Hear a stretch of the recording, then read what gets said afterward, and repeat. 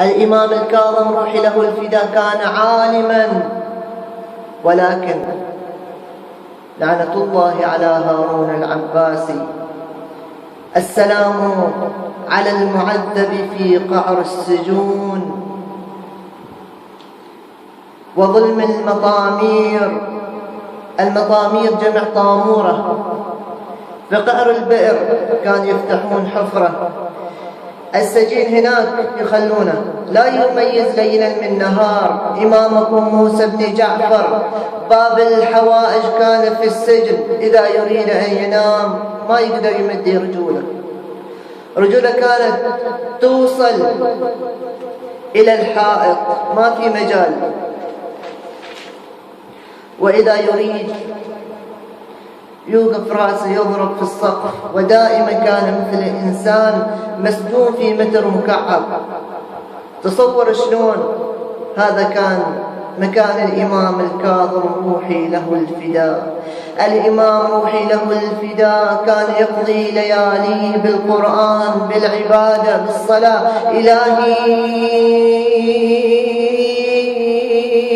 لك الشوق والحال، كنت أطلب منك مكانا أنفرد بالعبادة معك، والحمد لله رزقتني هذا المكان. يشكرون الله على كل حال. كان الإمام في السجن، في رواية 5 سنوات، في رواية 4 سنوات، في رواية 14 سنة الإمام في السجن. ولكن وكان هارون مبغض للإمام الكاظم روحي له الفداء. يوم من الأيام جاء هارون العباسي، التفت إلى سد بن شاهق.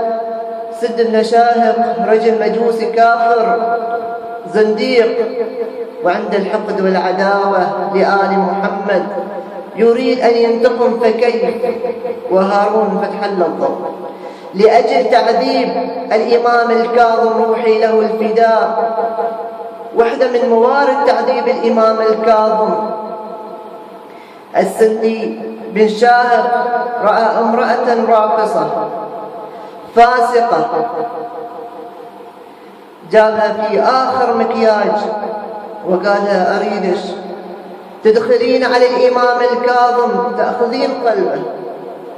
افتح الباب السجن أشوفش أنتي، أعوذ بالله واستجير بالله، أشوفش أنتي والإمام موسى الكاظم مع بعض.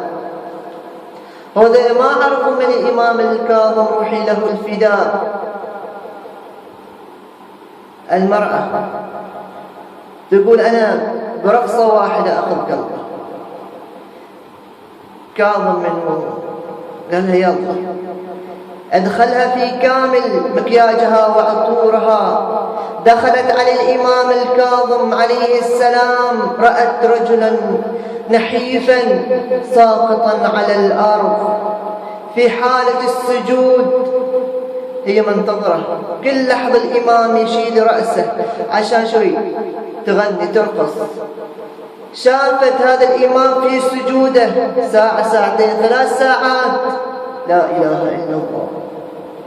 تعجبت المرأة، هي واقفة تنظر، وإذا بها تسمع صوت الإمام الكاظم سبوح قدوس ربنا وربنا، ربنا ورب الملائكة والروح، يا محسن قد أتاك المسيء. إلهي عظم الذنب من عبدك، فليحسن العفو والتجاوز من عندك، يا أهل التقوى والمغفرة، يا واسع المغفرة اغفر لي. إلهي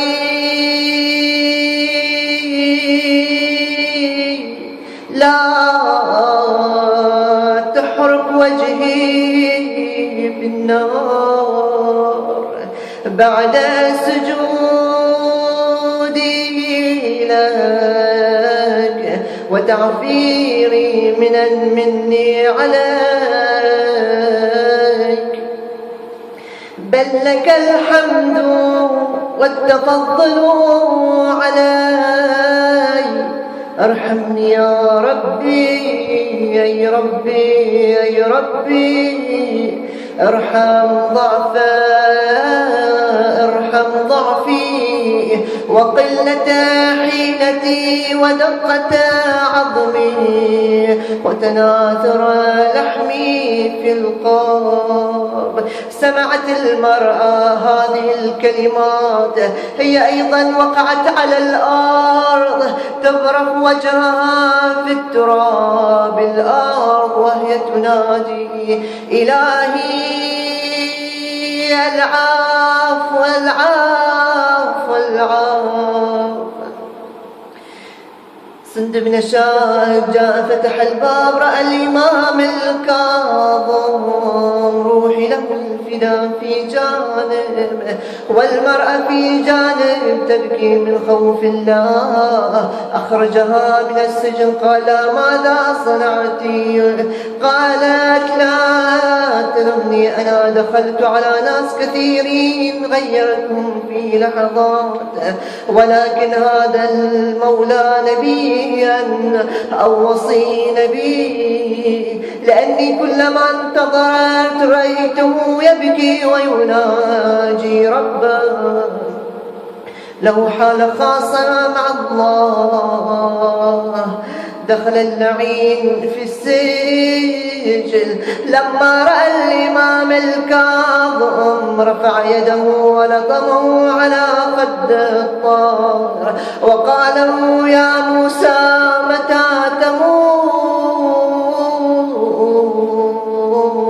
ارتاح منك. ثم حمل الصوت وأخذ يضرب إمامنا بالصوت. رحم الله من نادى وإماما وكاظما. أيوا ويلا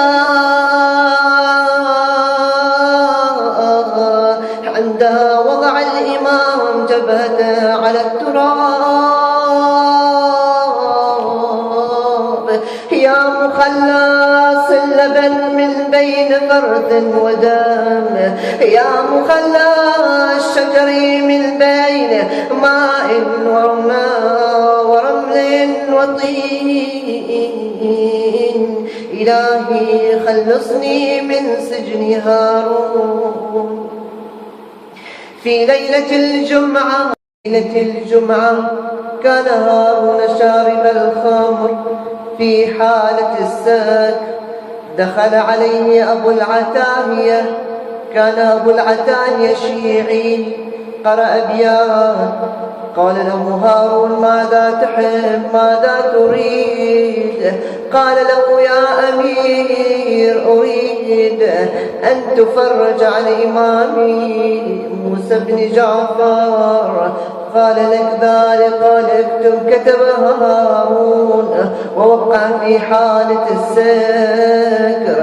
خرج أبو العتاهية من مجلس هارون، ولكن هارون بعد لحظات أفاق. قال له لا تعرف وش سويت؟ وقعت خلاص على موسى بن جعفر. قال سند بن شاهب لعنة الله عليه أنا وقعت ولكن أريد أن تقتل الإمام موسى بن جعفر. في هذه الليلة أما أبو العتاهية خرج إلى الشيعة، قال يا شيعة البشارة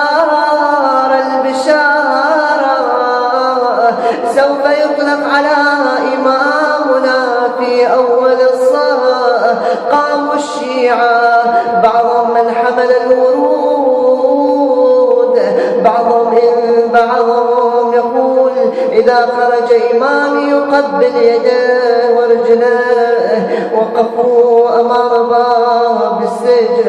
أما السند بن شاهق دخل عند الإمام بعدما عذبه وأعطاه الرطب المسموم. عظم الله لكم الأجر، أكل إمامكم الرطب فسر السم في جسم إمامكم. الإمام يعاني يشد الآلام في تلك الطامورة، وأحاط به الأسى والحزن، حيث لا أحد من أهله وأحبته عنده. يا قلبي على الكاظم تنجم، يا عيني عليه سحب دم من دم، غريب بالحبس يلوج بالسام، يتقلب يسار وبيمين. وعند احتضار الموت عرف جبينه، إمامكم يرحل في هذه الليلة مسموما شهيدا.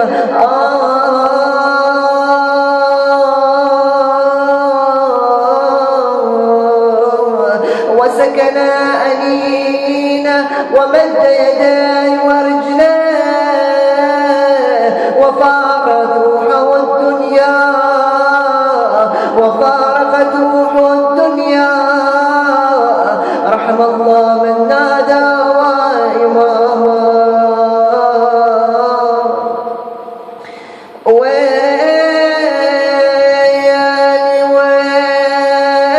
ويلي على الكاظم،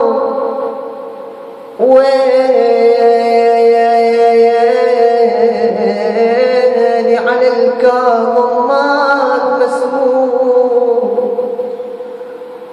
وفي الصباح بدلا ما يأتوا بالتابوت أتوا بباب غرفة، باب حجرة، باب واحد. باب كان عتيقا، وضعوا النعش المقدس على الباب. 4 من الحمالين أخرجوا النعش على أعتافهم، والشيعة ينتظرون عند الباب. لما فتحوا الباب سمعوا المنادي ينادي هذا الإمام الرافضة. جاءوا حملوا النعش، رأوا النعش ثقيلا. الإمام الكاظم كان نحيفا، لما نظروا النعش رأوا مثقلا بالحديد والسلاسل. وضعوا نعشه على جسر بغداد. اجتمع الشيعة، إمامنا الكاظم مسموما. رأى ابن عم هارون أن ينقلب عليه القضية لمصلحة هارون لعنة الله عليه.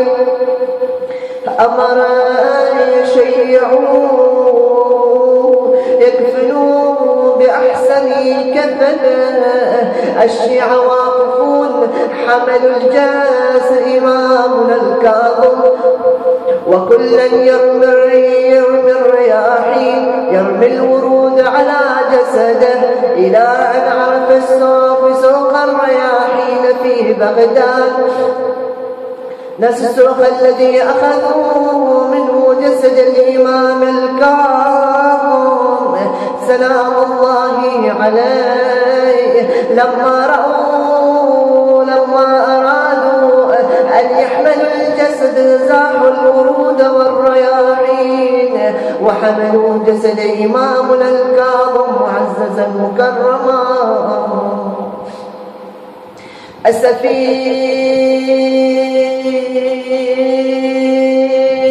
عليك أبا عبد الله. أما زينب في كربلاء لما جاءت رأت بدر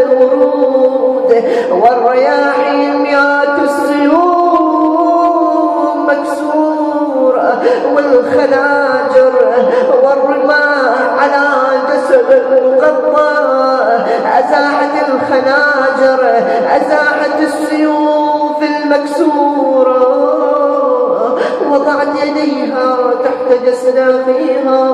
اللهم تقبل منا هذا القديم،